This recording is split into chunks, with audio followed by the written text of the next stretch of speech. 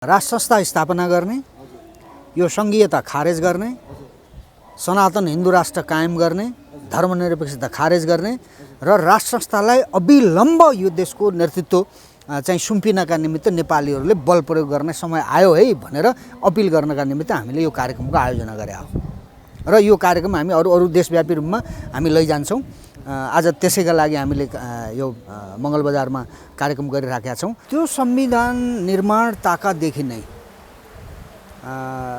विवादमा छ। संविधान जलाउनेहरू पनि सत्तामा जाने र मन्त्री हुने, उपप्रधानमन्त्री हुने काम पनि भइरहेको छ। कमल थापा लगायत मधेसवादी भन्नेहरूले संविधान त जलाएका हुन् नि, त उनीहरू पनि सत्तामा आए, सत्तामा बसे, खाए। त्यसो भएको हुनाले यो अनैतिक मान्छेहरूले चलाएको शासन व्यवस्था हो। यो संविधान त यसै पनि यो विदेशीहरूले बनाएको संविधान हो हैन, विदेशीको डिजाइनमा बनाइएको संविधान हो। यो हाम्रो संविधान नै होइन। हाम्रो संविधान त 47 सालको संविधान हो हैन। अब 47 सालमा फर्किनु पर्छ कि पर्दैन, अथवा त्यहाँ फर्केपछि समस्या समाधान हुन्छ कि हुँदैन, त्यो फेरि अर्कै पाटो हो। राजा र राज संस्था भनेको त्यो असंवैधानिक तरिकाले नेपालका पार्टीहरूले विदेशीहरूसँग मिलेर हटाएको हो।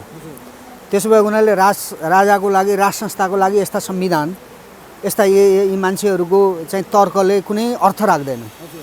अहिले पनि नेपाली जनतासँग, नेपाली जनताका विचारसँग आफ्ना विचार नेपालको राज संस्थाले जोडेर अगाडि जान तयार हुने हो भने राजाले कुनै पनि बेला कुनै पनि कदम चाल्यो भने त्यो वैधानिक हुन्छ। राष्ट्रमा भएका भ्रष्टाचारहरू तमाम 65 अरब रुपियाँ एनसिलले ठगेको छ, त्यो नउठाउने, 55 अरब रुपियाँ अमेरिकाले एमसिसी मार्फत दिँदैछ भनेर अनि चाहिँ गम्केर त्यसलाई पास गर्नुपर्छ भन्ने। अब यहीँनिर अफगानिस्तानबाट चाहिँ 20 वर्षपछि भागेर अमेरिकन फर्किया छ अमेरिकन सेना, अनि यहाँ चाहिँ किन ल्याउनु पर्ने है? अमेरिकन इस्ट इन्डिया कम्पनी विकासकै नाममा चाहिँ आएको हो नि त हैन, त 200 वर्ष शासन गरेर गयो नि। त यो कुरा हामीले देखि जान्दै पनि हामीले त्यो गलत अर्थ लाग्ने गरिकन दिन खोजिएको पैसा सहयोगको बहाना भनेको छ हैन। सहयोग, हामी गरिब रहेछौँ, ल हामीलाई सहयोग गर्ने भएछ अमेरिकाले, हामीले केही त्यसमा त्यो एमसिसीमा चाहिँ प्रस्ताव गरिएका जुन त्यो बुदाहरू छन् त्यो कुरा हाम्रो राष्ट्रको हितमा छैन भन्ने कुरा हामीले बुझ्यौँ। समाजको आवाज.com समाजको आवाज.com को विशेष कुराकानीमा आज हामीसँग हुनुहुन्छ राष्ट्रिय शक्ति नेपालका प्रवक्ता अनिल योगी।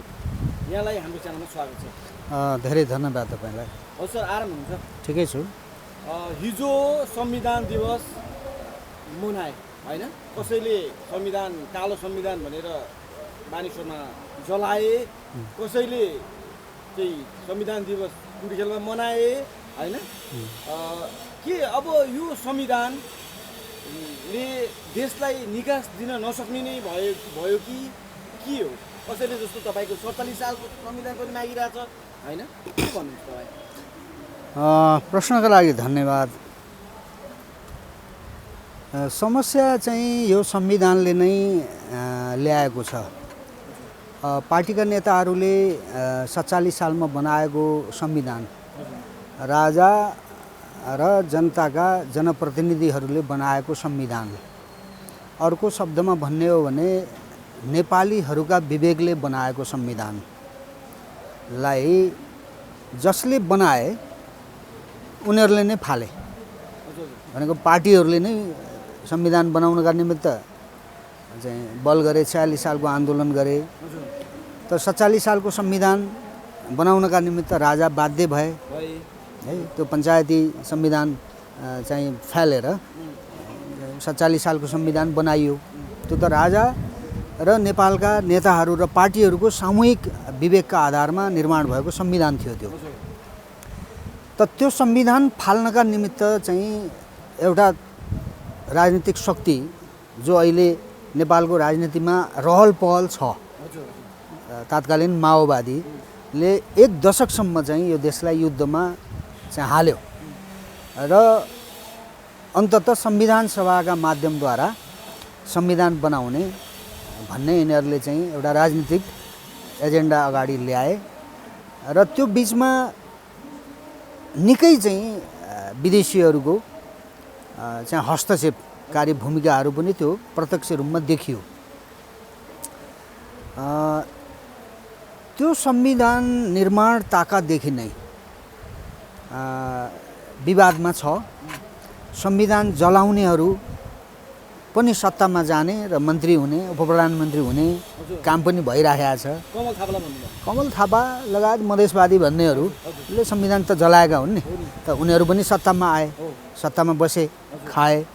त्यसो भएको हुनाले यो अनैतिक मान्छेहरूले चलाएको शासन व्यवस्था हो। यो संविधान त यसै पनि यो विदेशीहरूले बनाएको संविधान हो हैन, विदेशीको डिजाइनमा बनाइएको संविधान हो। यो हाम्रो संविधान नै होइन। हाम्रो संविधान त 47 सालको संविधान हो हैन। अब 47 सालमा फर्किनु पर्छ कि पर्दैन, अथवा त्यहाँ फर्केपछि समस्या समाधान हुन्छ कि हुँदैन, त्यो फेरि अर्कै पाटो हो। तर 47 सालको संविधान चाहिँ नेपाली चाहिँ हरूकै विवेकमा बनेको हो। राजा र राजनीतिक दलका नेताहरूका सामूहिक विवेकमा बनेको संविधान थियो त्यो। त्यसो भएको हुनाले त्यो संविधान फाल्नका निमित्त विदेशीहरूले माओवादीलाई, प्रचण्डहरूलाई, बाबुरामजीहरूलाई उठाए र संविधान फाल्न लगाए र यो संविधान यिनीहरूले चाहिँ बनाए। एक जुगमा एक पटक संविधान सभाको चुनाव हुन्छ भने यिनीहरूले, तर नेपालमा 2 पटक गरे। 600 अर्बभन्दा बढी खर्च भयो भनिएको छ। त त्यत्रो खर्च गरेर बनाएको संविधान कसैले जलाए हैन, कसैले चाहिँ मान्दैनन् भने हामी मान्दैनौँ यो संविधान, यो हाम्रा बुतामा, हाम्रा विवेकमा अथवा नेपालीहरूले बनाएको संविधान यो होइन, विदेशीहरूले बनाएको भन्छौँ नि त हामीले। अग्रगमन भनियो, अग्रगमनको बाधकमै यो संविधान हो भनिरहेछ। त्यसो भएको हुनाले यो चाहिँ कस्तो भने यो विदेशीहरूले बनाएको र यो राष्ट्रलाई विखण्डन गर्नका निमित्त बनाएको यो दस्तावेज हो। यो विखण्डनको दस्तावेज हो, यो संविधान होइन। संविधानले त देशलाई जोड्ने काम गर्छ, नेपाली जातिलाई जोड्ने काम गर्छ। यसले त जोड्ने काम गरेन, यसले चाहिँ देशलाई सङ्घीयतामा लग्यो हैन, एकीकृत राष्ट्रलाई चाहिँ विखण्डनको बाटोमा लग्यो हैन। नेपाली जातिका बिचमा चाहिँ द्वन्द्व सृजना गरायो हैन। जनजाति भनेको छ संविधानमा, दलित भनेको छ।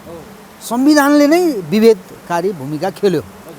त्यो विभेदकारी भूमिका खेल्ने दस्तावेजको रूपमा यो संविधानले काम गर्यो। त्यसो भएको हुनाले यो संविधानलाई चाहिँ अस्वीकार गर्नुपर्छ, यसलाई खारेज गर्नुपर्छ भनेर हामीले भन्यौँ। तर अब केही चाहिँ देशभित्र केही राजनीतिक शक्ति व्यक्तिहरूले चाहिँ 47 सालमा फर्किनुपर्छ भनिराखेका छन्। ठिक छ, त्यो पनि सकिन्छ भने फर्कियौँ, त्यहाँ पुगेर पनि समस्या समाधान गर्न नसकिने भन्ने होइन हैन। तर मुलुक चाहिँ अगाडि जान्छ हैन, मुलुक पछाडि फर्किँदैन भन्नेहरू पनि छन्। त्यसो भएको हुनाले ठिकै छ, यही संविधान माथि चाहिँ टेकेर कतिपय यो संविधानले चाहिँ अवलम्बन गरेका राष्ट्र विखण्डनका प्रावधानहरू, नेपाली जातिका बिचमा द्वन्द्व ल्याउन सक्ने प्रावधानहरू र यो विदेशीहरूले चाहिँ चलखेल गर्न पाउने र असंवैधानिक तरिकाले चाहिँ राज्य हाँक्ने जुन परिपाटी छ र नेताहरूले चाहिँ जस्तो व्याख्या गरे पनि हुने खालको संविधान छ यो।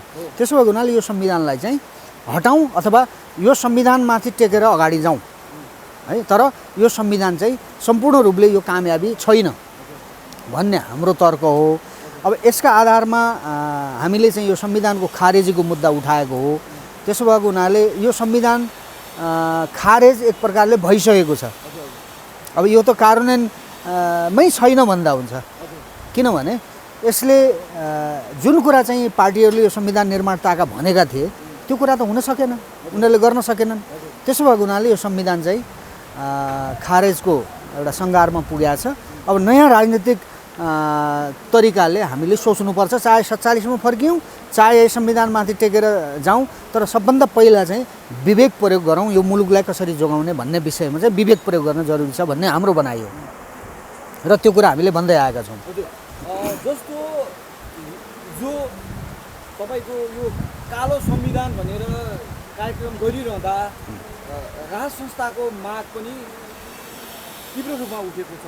सडकमा विभिन्न कार्यक्रमहरू राज संस्था चाहियो, राजा चाहियो भनेर गरिरहेको छ। जस्तो तपाईँहरूको कार्यक्रम पनि आज अहिले यो यहाँको भइरहेको छ होइन। कि अब राजा कसरी स्थापित हुन्छ देशमा? होइन, सबभन्दा ठुलो कुरा त हेर्नुहोस्, राजा र राज संस्था भनेको त्यो असंवैधानिक तरिकाले नेपालका पार्टीहरूले विदेशीहरूसँग मिलेर हटाएको हो। त्यसो भएको हुनाले राजाको लागि, राज संस्थाको लागि यस्ता संविधान यस्ता यी मान्छेहरूको चाहिँ तर्कले कुनै अर्थ राख्दैन। अहिले पनि नेपाली जनतासँग, नेपाली जनताका विचारसँग आफ्ना विचार नेपालको राज संस्थाले जोडेर अगाडि जान तयार हुने हो भने राजाले कुनै पनि बेला कुनै पनि कदम चाल्यो भने त्यो वैधानिक हुन्छ। त्यो वैधानिक त्यसले चाहिँ मतलब एउटा कानुनी मान्यता पाउँछ। किनकि नेपालको राजा भनेको त्यो कसैले बनाइदिएको, विदेशीले बनाइदिएको, नेपालीहरूले बनाएको होइन। राज संस्थाले यो देश निर्माण गरेर उनीहरू राजा भएको हो है। त्यसो भएको हुनाले असंवैधानिक तरिकाले हटाएको हुनाले नेपालको राजाले अहिलेकै स्थितिमा पनि उहाँले यो कारणले चाहिँ मलाई हटाइएको हो, यो कुरा मलाई स्वीकार्य छैन, मैले देशलाई राम्रो हुन्छ, नेपाली जनताले सुख पाउँछन् भने ल ठिक छ गर त भनेर हामीले छोड्या हौँ। तर हामी अब यो कुरा मान्दैनौँ भनेर मारादेरा सरकारले यति मात्रै भनिदिने हो भने यो देश एउटा चाहिँ परिवर्तनको दिशामा जान्छ है। नेपालीहरूले राज संस्था खोजेका छन्, नेपालीहरूले देश खोजेका छन्, मुख्य कुरा चाहिँ नेपालीहरूले देश खोजेका छन्। त्यसो भएको हुनाले यो देशको रक्षा गर्ने दायित्व भनेको नेपालको शाहवंशले इतिहासमा जसरी चाहिँ महत्त्वपूर्ण भूमिका खेल्दै आयो यो राष्ट्रको रक्षाका खातिर, नेपाली जातिको एकता र नेपाली जातिको सुरक्षाका खातिर, त्यो फेरि पनि गर्नका निमित्त राज संस्थालाई त्यो एउटा अभिभावकत्व लिदिनका निमित्त त आम नेपाली जनताले त अपिल गरेका छन् रे। हामीले मात्रै भनेको होइन, आम नेपाली जातिले तपाईँ गाउँ गाउँमा जानुहोस्, बस्ती बस्तीमा जानुहोस्, सबैले राज संस्था आइदिए हुन्थ्यो, राजाले के गरिदिए हुन्थ्यो भनेका छन् नि त। त्यसो भएको हुनाले नेपालको राजाले, नेपालको राज संस्थाले जनता कहाँनिर उभिएका छन् त्यहाँनिर आफूलाई उभ्याउनका निमित्त यो अत्यन्तै महत्त्वपूर्ण र उपयुक्त समय पनि हो। त्यसो हुनाले यो संविधानको समस्या होइन, यो विदेशीले चाहिँ निर्माण गर्न लगाएको संविधान र विदेशीले बोकेका यी चाहिँ विदेशीका कठपुतली पार्टीका नेताहरू होइन, एकाध बाहेक यस्ता मान्छेहरूबाट डराउनु पर्ने, यस्ता मान्छेहरूले चाहिँ मुलुक यिनीहरूको हातमा छोडिराख्नुपर्छ भन्ने त छैन नि त। जनताले चाहिँ यिनीहरूलाई सम्पूर्ण रूपले अस्वीकार गरिसकेका छ। तर नेपालको शाहवंशले, नेपालको राजाले चाहिँ अब शीघ्र नेपालका विद्वान बुद्धिजीवीहरूसँग संवाद गरेर छलफल गरेर मुलुकलाई जोगाउने र एउटा विधि विधानका आधारमा, एउटा साँच्चीकै राजनीतिक चरित्रका आधारमा मुलुकलाई अगाडि लैजानका निमित्त एउटा थिति र विधिमा मुलुक चाहिँ ल्याउनका निमित्त प्रयास गर्ने बेला त भयो नि त। किनकि समय घर्किसक्यो भने त तपाईँ केही पनि गर्न सकिँदैन।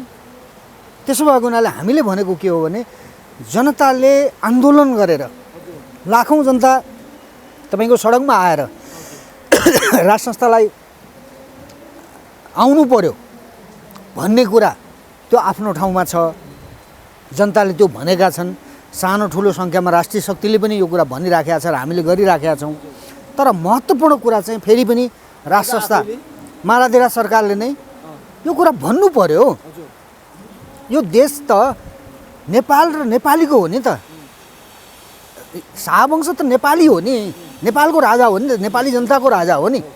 त उहाँमाथि जुन ढङ्गको विदेशीसँग मिलेर पार्टीका नेताहरूले षड्यन्त्र गरे, जुन खालको बेइमानी गरे, जुन खालको धोका दिए, त्यो कुरा त मारादेरा सरकारले आफै भन्नु पर्यो नि होइन। उहाँले भनिसकेपछि नेपालीले त त्यसपछि कुरा त यस्तो पो रहेछ भन्ने कुरा त नेपालीले बुझ्ने अरू थप मौका पाउँछन्। त्यसपछि नेपालीले मारादेरा सरकारलाई, नेपालको राज संस्थालाई चाहिँ स्वागत गर्ने स्थिति आउँछ।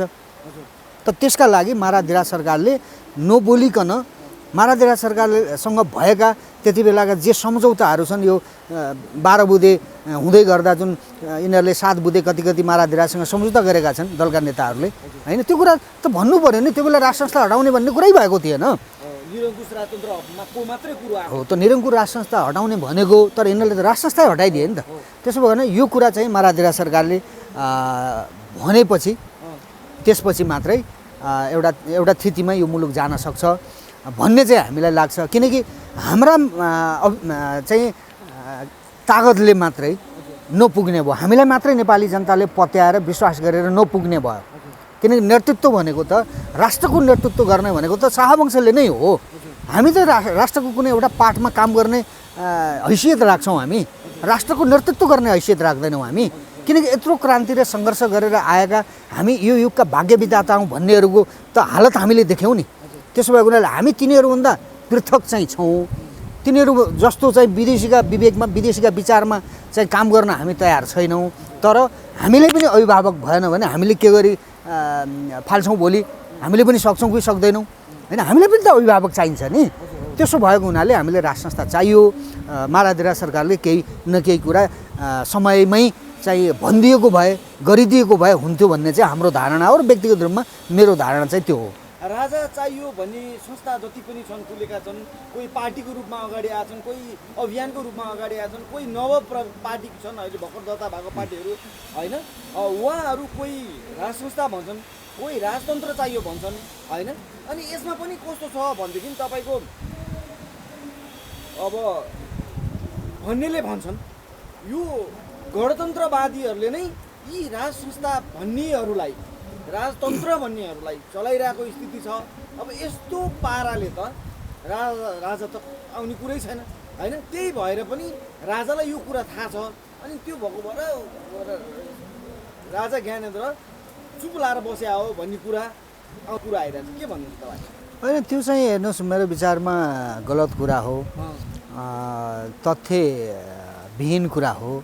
सरस्वती हेर्दा त देखिन्छ नि। होइन, त्यो त हेर्नुहोस्, यो कसले कसलाई चलाउँछ र कसले के गराउँछ त्यो भन्न सकिँदैन।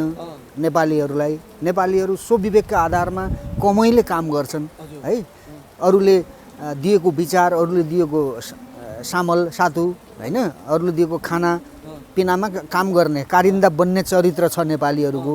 धेरै कम त्यस्ता व्यक्तिहरू देख्छौँ हामीले पनि, जसले आफू दुःखको जीवन बाँचेर पनि आफ्नो विवेक चाहिँ बन्दगी नराखेको, आफ्नो विचार बन्दगी नराखेको, अरूका विचारमा नहिँडेको र आफ्नै विचारमा हिँडेको हामी देख्छौँ। त्यसो हुनाले नेपालको राज संस्थाको प्रश्न अहिले हामीले जतिले उठाइराखेका छौँ त्यति मात्र होइन। मैले अघि पनि भने तपाईँलाई, नेपाली जनता महत्त्वपूर्ण कुरा हो राज संस्थाको लागि, हामी होइन। जो चाहियो भन्छौँ नि, हामी होइनौँ महत्त्वपूर्ण भनेको राज संस्थाको लागि नेपाली जनता हुन्। म पता नै म कसले चलाएको छु, म के स्वार्थले भन्दैछु राज संस्था चाहियो भनेर, राज संस्थाबाट केही कुरा प्राप्त गरौँला भनेर भन्दैछु कि भोलि यो राजनीतिक व्यवस्थालाई हटाएर राज संस्था फर्केपछि म चाहिँ राज्यको शान र मानको जीवन म बाँच्न पाउँछु भन्ने उद्देश्य राखेर भन्छु कि? त्यो के थाहा त त्यो कुरा? तर नेपाली जनताले त त्यो कुरा भन्दैन नि त। नेपाली जनताले चाहियो भनेको हो राज संस्था, हामीले मात्रै चाहियो भनेको होइन। हामी त खालि के भने माध्यम बनिदिएको मात्रै हो। नेपाली जनताले अहिले के भनिराखेका छन् भन्ने कुरा हामीले सुन्यौँ, हामीले बुझ्यौँ, यो शासन शैली भोग्यौँ, नेपाली जनताले भोगे। यो ठिक भएन, भ्रष्टाचार बढ्यो, अन्याय बढ्यो, विदेशीको थिचोमिचो बढ्यो, असमान सन्धि सम्झौताहरू विदेशसँग गरेर उनीहरूले चाहिँदो नचाहिँदो चाहिँ विदेशीका पैसा ल्याएर चाहिँ देशलाई विदेशको क्रीडास्थल बनाउने भए। यो त राम्रो भएन भनेर आम नेपाली जनताले भनिराखेका कुरा भनिदिएको न हो हामीले। त्यसो भएको हुनाले उद्देश्य कसका के छन्, खराब छन् कि असल छन् कि त्यो भोलि थाहा होला, तर पछिको कुरा हो। तर आज जे कुरा हामीले भनिराखेका छौँ यो नेपाली जनताले भनिराखेका कुरा नै भने हो। त्यसो भएको हुनाले मालाधिराज सरकारले हामीले भनेको कुरालाई यो अनिल योगीले भनेको कुरा हो भनेर सुनिदिनु हुँदैन। यो नेपाली जनताले भनिराखेका कुरा हो भनेर सुन्नुपर्छ र बुझ्नुपर्छ। त्यो बुझ्ने हैसियत मालाधिराज सरकारसँग नभएको पनि होइन। मालाधिराज सरकारलाई अहिले कसले भेट्न सक्दैन। आम नागरिकले आफ्ना दुःख भन्न सक्छन् नि होइन, सामाजिक सञ्जाल मार्फत भनिराखेका छन्। अरू अन्य यो अहिलेका विद्युतीय सञ्चार माध्यमहरू, युट्युब टेलिभिजनमा हरेक मान्छेहरूले आफ्ना धारणाहरू राखिरहेका छन्, त्यसका माध्यमद्वारा पनि उहाँले सुनिबक्सेको होला। त्यसो हुनाले जनताले भनेको कुरा के हो भने यो राष्ट्र बचाउने हो भने शाहवंशले अभिभावकत्व लगिदिनु पर्यो भनेको नै हो। अब त्यो अभिभावकत्व लिनका निमित्त बाधक तत्त्व को हो त भन्दा यही पार्टीका नेताहरू हुन् होइन, यही पार्टीहरू हुन् र विदेशीहरू हुन्। त्यसो हुनाले विदेशीहरूसँग मिलेर यी पार्टीहरूले विगत जुन मालाधिराजसँग सम्झौता गरे त्यहाँनिर धोका दिएका छन् यिनीहरूले। त्यो कुरा मालाधिराज सरकारले भनिदिएपछि त जनतालाई पनि सजिलो हुन्छ नि, जनताले पनि आफ्नो धारणा बनाउनलाई सजिलो हुन्छ। र त्यसपछि भोलि मालाधिराज सरकारले यो राष्ट्रलाई नेतृत्व दिँदाका बखत पनि कसैले पनि बेइमानी गरेको कुरा त खुलस्त आयो भने त जनताले पनि त आफ्नो एउटा राजनीतिक दृष्टिकोण बनाउने वातावरण त बन्छ नि त। त्यसका आधारमा हामीले भनेको हो। अब यहाँ कसले कसलाई चलाएको छ त्यो चाहिँ मसँग त्यस्तो कुनै प्रमाण छैन। त्यस्तो आधारहीन कुरा चाहिँ हामी जस्तो मान्छेले गर्न मिल्दैन। जो जसले उठाए अहिलेको वास्तविक कुरा नै उठाएका छन्। राज संस्थामा फर्किनुपर्छ भन्ने नेपाली जनताको भनाइ हो त्यो। तपाईँले अघि असमान सन्धिको कुरा गर्नुभयो होइन, सहयोगको कुरा गर्नुभयो, जस्तो अहिले जल्दो बल्दो तपाईँसँग कुरा गरेको पनि छैन योभन्दा अगाडि, जस्तो तपाईँको यो एमसिसी होइन, यो एमसिसी नेपालमा जबरजस्ती रूपमा लादिँदैछ भन्ने कुरो र यसले नेपाललाई अब हित गर्दैन भनेर विभिन्न कोणबाट विभिन्न व्यक्तिहरूले व्याख्या गरिसकेको कुराहरू हो। अनि अहिले जस्तो फतिमा नेपाल भ्रमण गरेर फर्किसक्नुभयो, उहाँले चाहिँ के भन्नुभएको छ भने यो एमसिसी यदि पारित गरिएन भने नेपाललाई दिने अरू सहयोग पनि रोक्छौँ भनेर एक खालको धम्की दिएको भन्ने कुरा सुन्नमा आएको छ। यसलाई चाहिँ कसरी हेर्नुहुन्छ तपाईँ? होइन, यो चाहिँ हामीले पहिल्यैदेखि सुरुदेखि नै हामीले भन्यौँ, यो चाहिँ राष्ट्रमा भएका भ्रष्टाचारहरू तमाम 65 अरब रुपियाँ एनसिलले ठगेको छ त्यो नउठाउने, 55 अरब रुपियाँ अमेरिकाले एमसिसी मार्फत दिँदैछ भनेर अनि चाहिँ गम्केर त्यसलाई पास गर्नुपर्छ भन्ने। अब यहीँनिर अफगानिस्तानबाट चाहिँ 20 वर्षपछि भागेर अमेरिकन फर्किएको छ अमेरिकन सेना, अनि यहाँ चाहिँ किन ल्याउनु पर्ने है? अमेरिकन इस्ट इन्डिया कम्पनी विकासकै नाममा चाहिँ आएको हो नि त होइन, त 200 वर्ष शासन गरेर गयो नि त। यो कुरा हामीले देखि जान्दै पनि हामीले त्यो गलत अर्थ लाग्ने गरिकन दिन खोजिएको पैसा सहयोगको बहाना भनेको छ होइन। सहयोग हामी गरिब रहेछौँ, ल हामीलाई सहयोग गर्ने भएछ अमेरिकाले, हामीले केही त्यसमा त्यो एमसिसीमा चाहिँ प्रस्ताव गरिएका जुन त्यो बुदाहरू छन् त्यो कुरा हाम्रो राष्ट्रको हितमा छैन भन्ने कुरा हामीले बुझ्यौँ र ती बुदा संशोधन गरेर हो भने चाहिँ लिन्छौँ, नभए लिँदैनौँ भन्न त पाउनु पऱ्यो नि त हामीले होइन। सहयोग गर्छु भन्नेले चाहिँ हामीलाई भनेको हो, हामीले मान्यौँ, हामी त्यसप्रति आभारी छौँ, तर हाम्रो हितमा हामीले देखेनौँ, लिन्नौँ भन्न त पाइयो नि त। त ल्याउ कि ल्याउ भन्ने के भनेको थियो? त्यसो हुनाले यसमा चाहिँ हामीले पहिलेदेखि भन्दै आएको के हो त भन्दाखेरि यो चाहिँ सुरक्षा रणनीतिसँग जोडिएको प्रश्न छ है। यहाँ चाहिँ यो के अरे ट्रान्समिसन लाइन बनाउने चाहिँ प्रोजेक्टका माध्यमद्वारा अमेरिकनले आफ्नो मिसन यहाँ ल्याएर तिब्बतका विरुद्ध अथवा चिनका विरुद्ध नेपाललाई प्रयोग गर्न खोजिएको त होइन भन्ने कुरा त त्योसँग चाहिँ सम्बन्धित चाहिँ अध्येताहरूले होइन, अध्ययन गर्ने मान्छेहरूले विज्ञहरूले कुरा त भन्दै आएका छन् नि त। त्यो कुनै केटाकेटीले भनेको कुरा होइन नि यो होइन, जाने बुझेकै मान्छेले पढे लेखेकै मान्छेले भने हो नि त। त्यसो भएको हुनाले हामीले पनि त्यही कुरा भनेको, हामीले त्यो एमसिसीका बुदाहरू हामीले पढ्दाखेरि चाहे त्यो एमसिसीका चाहिँ नेपालको संविधान नेपाल राष्ट्रका विधि विधान कानुनभन्दा माथि रहने गरिकन प्रस्ताव गरिएको छ होइन। बौद्धिक प्रपर्टीको चाहिँ हक उसको हुने भनिएको छ होइन। ती तमाम चाहिँ उसले चाहिँ मतलब यो राष्ट्रको चाहिँ विधि विधान संविधानभन्दा माथि रहने गरिकन जुन उसले पैसा दिने शर्त राखेको छ त्यो कुरा हामीले अस्वीकार गरे हो। त फातिमा आउनुभयो किन? अफगानिस्तानमा बाट फर्केको लगत्तै चाहिँ एमसिसी चाहिँ को पैसा लिन्छौ कि लिँदैनौ तिमीहरू भनेर नेपालका पार्टीका चाहिँ नेताहरूको घर घरमा चाहिँ नेताहरूलाई भेट्नका निमित्त उहाँ अमेरिकाबाट किन दौडेर आउनुभयो? यो ऋण मात्रै थियो, हामीलाई सहयोग मात्रै गरेको हो भने किन त्यत्रो त्यो चाहिँ बलजौती गर्नुपर्ने? त्यसो भएर यसका पछाडि गलत चाहिँ शर्त छ अथवा स्वार्थ छ भन्ने कुरा फातिमाको चाहिँ नेपाल भ्रमणले पनि पुष्टि गरेको छ।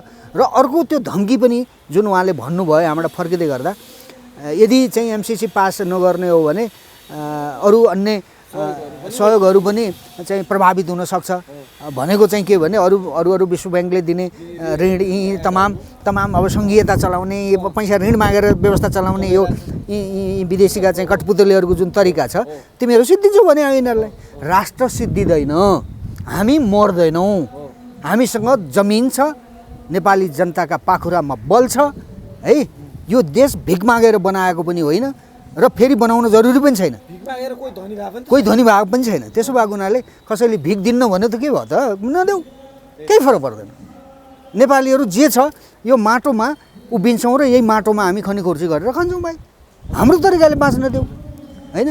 जुन बेला विश्व ब्याङ्कको स्थापना भएको थिएन, जुन बेला अमेरिका बनेको थिएन त त्यो बेलामा नेपाल थियो, बाँचेका थिए नेपालीहरू हाम्रा पुर्खाहरू। के चाहिँ ठुलो चाहिँ हामीले आपत चाहिँ धरती चाहिँ फाटिन्छ र आकाश खस्छ हामीलाई अमेरिकनको एमसिसीले पैसा नदिँदाखेरि त्यसो भएर यो जबरजस्ती गरेर जुन पैसा दिन खोजिँदैछ त्यहाँ चाहिँ गलत स्वार्थ छ भन्ने हाम्रो भनाइ हो।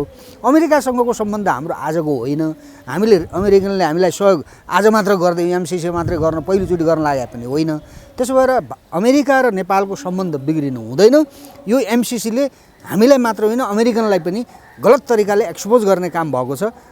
त्यो अमेरिकाका विरुद्धमा जुन चाहिँ राष्ट्रहरू छन् उनीहरूलाई नै बल पुग्ने काम चाहिँ यो एमसिसी चाहिँ पास गर भनेर जसरी अमेरिकन पक्षबाट त्यो एमसिसीका पदाधिकारीहरूबाट जसरी बाध्यता गराइँदैछ नेपाललाई, यसले पनि त्यो अमेरिकनहरूका लागि पनि फाइदाजनक भइराखेको हामीले देखाएको छैन। अहिले तपाईँहरूको कार्यक्रम पनि यो पाटनमा भइरहेछ है, बडा स्क्वायर भइरहेछ। यो कार्यक्रमको उद्देश्य चाहिँ के हो? राष्ट्र संस्था स्थापना गर्ने, यो सङ्घीयता खारेज गर्ने, सनातन हिन्दू राष्ट्र कायम गर्ने, धर्मनिरपेक्षता खारेज गर्ने र राष्ट्र संस्थालाई अविलम्ब यो देशको नेतृत्व चाहिँ सुम्पिनका निमित्त नेपालीहरूले बल प्रयोग गर्ने समय आयो है भनेर अपिल गर्नका निमित्त हामीले यो कार्यक्रमको आयोजना गरे हो र यो कार्यक्रम हामी अरू देशव्यापी रूपमा हामी लैजान्छौँ। आज त्यसैका लागि हामीले यो मङ्गलबजारमा कार्यक्रम गरिराखेका छौँ र अरू देशव्यापी रूपमा हामी यस्ता कार्यक्रमहरू लैजान्छौँ। समय दिनुभयो यसको लागि हजुरलाई ल, मलाई पनि मौका दिनुभयो, तपाईँलाई धेरै धेरै धन्यवाद छ। समाजको आवाज.com